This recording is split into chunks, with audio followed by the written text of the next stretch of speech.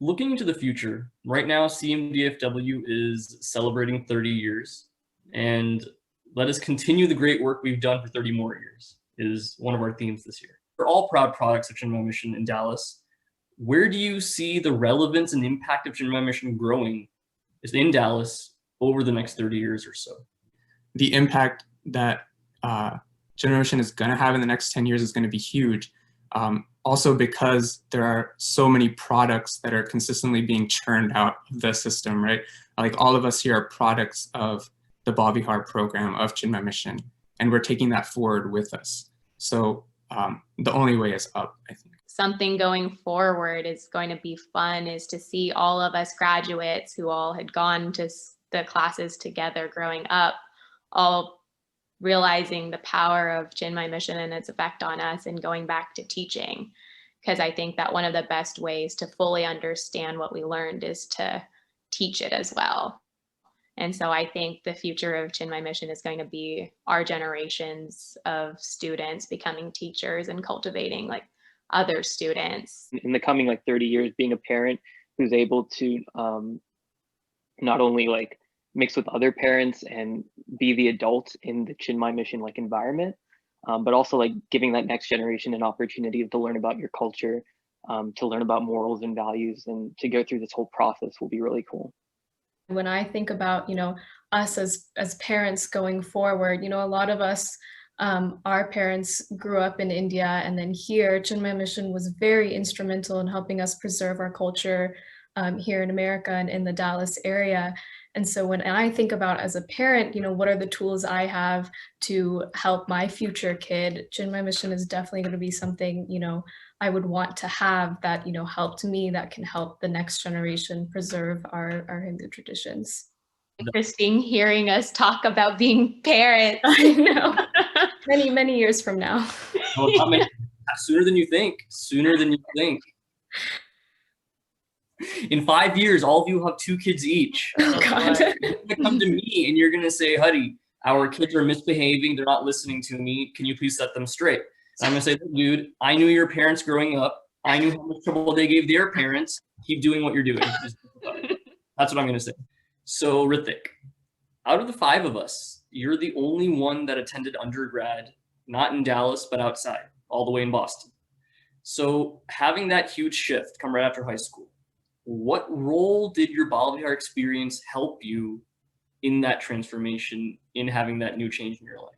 Faith played a lot into a sense of security when things were so uncertain, moving to a new place.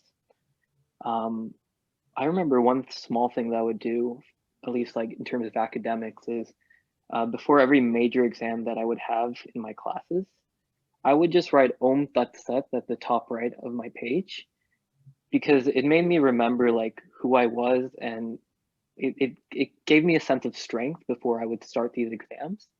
It might be something really small and may not have really helped, but for me, it gave me a sense of energy to allow me to move forward. And other than that, I think in terms of meeting new people, I know Chinmaya Mission and what I've been taught in terms of traditions, and the kids from all around the world would come, and I remember meeting kids from India, and they would be like, oh, about Dashera, and about Diwali, and about all these different festivals. And I'll be like, yeah, we would celebrate them back home. So it was a lot of different things, but I think a sense of security and a sense of strength came from my faith and what I'd learned from Chinmaya Mission. Punya, you're one of the 2 teachers in our group here. So starting out, I think you were teaching 4th grade, right? Your first few years when you started teaching. So we go through Balavihar antagonizing our teachers, whether we realize it or not, whether it's intentional or not.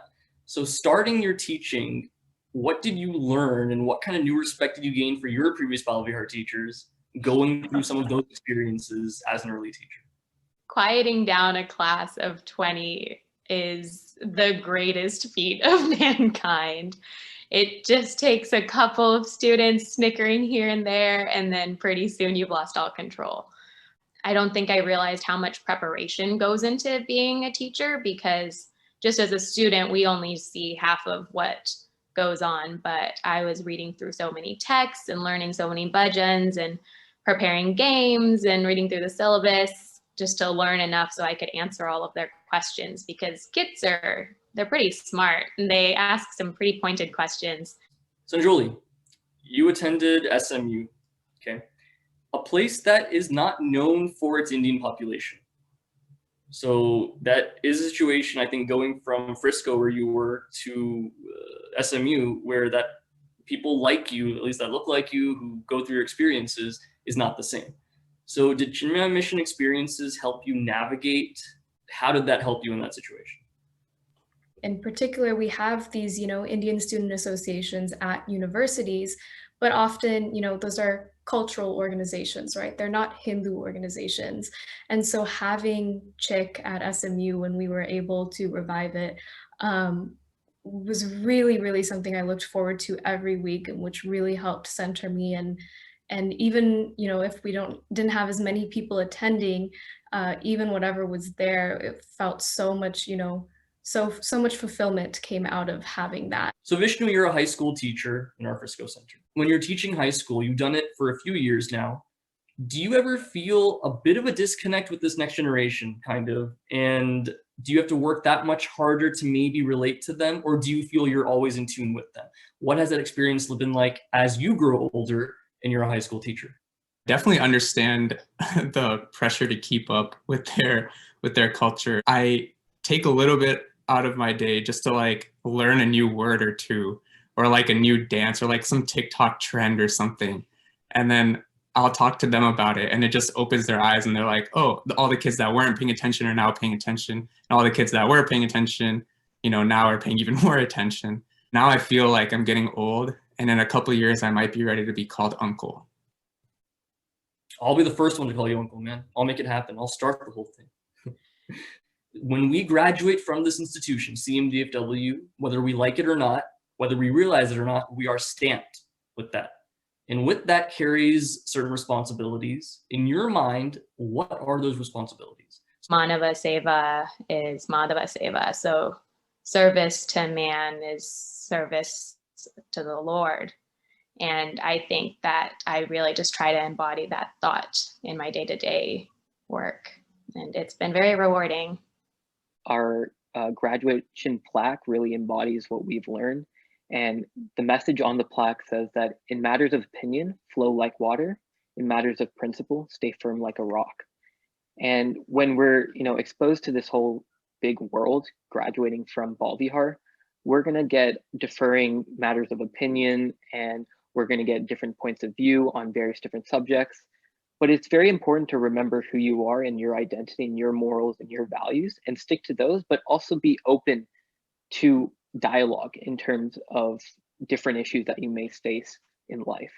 First and foremost, if someone is in a position to and is able to stay connected to the actual Chinmaya community, whether that's, being a CHIC, being a teacher, staying involved and giving back is a responsibility for sure. But besides that, and if that's not possible, imbibing the Hindu values and continuing to seek out that knowledge for yourself and live that truth in your day-to-day, so much so that, it can positively affect those around you, is a tremendous responsibility of a Balavihar graduate. The most important one is by embodying all of the characteristics, all of the lessons that you have learned throughout your entire life through Chinmaya Mission.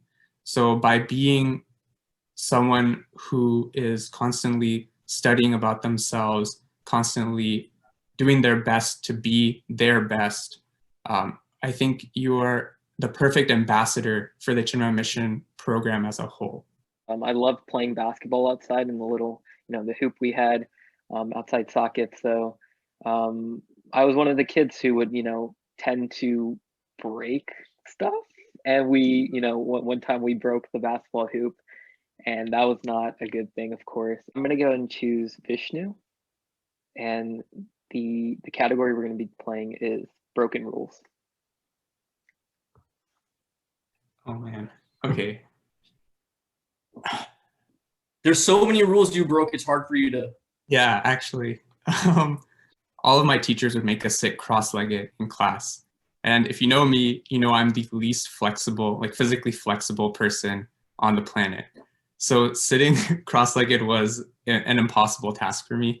So I would always have my legs out, and then I would always make up some excuse about how I hurt my knee or something like that. And so I'd always be sitting with my legs out in class. Punya, what was your most embarrassing moment of Balavihar?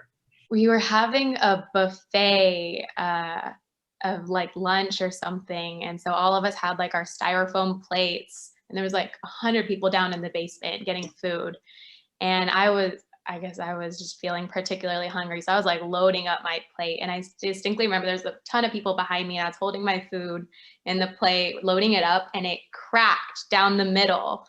And all of the food on my plate fell into the dish of like chole or something. And there were all these people behind me watching. And I like quickly grabbed another plate and was just trying to scoop out all of my nonsense. And my whole class was like around me watching, like dying laughing. And oh my goodness, I was beet red. All right, Sanjoli, can you give me an instance of why me? Somehow from a very young age, my sister Arushi and I, in our classes respectively, would always end up being the narrator. It's not that like the burden of the task completely fell upon us, but like when we were young, that took a lot of like practice and effort, and we probably thought to ourselves at some point, why me, as we were practicing saying these things over and over again with our parents. And then as we got older, it just kind of became a thing, and we were just always the narrators for these class plays. So in that sense, that's something that kind of never left from K through 12, is we have a skit like, okay, yes, I can say this introduction and try to narrate through the play. It's always a pleasure to hear from our Balavihar graduates and to see the amazing things that they accomplish. A big, big thank you to Vishnu, Sanjoli, Punya, and Rithik for their insights. Now, this was technically called a panel, but it really felt like 5 friends sharing stories of their Balavihar experiences. And thank you to them for reminding us that a person's spiritual unfoldment does not end when they graduate from Balavihar, it simply begins.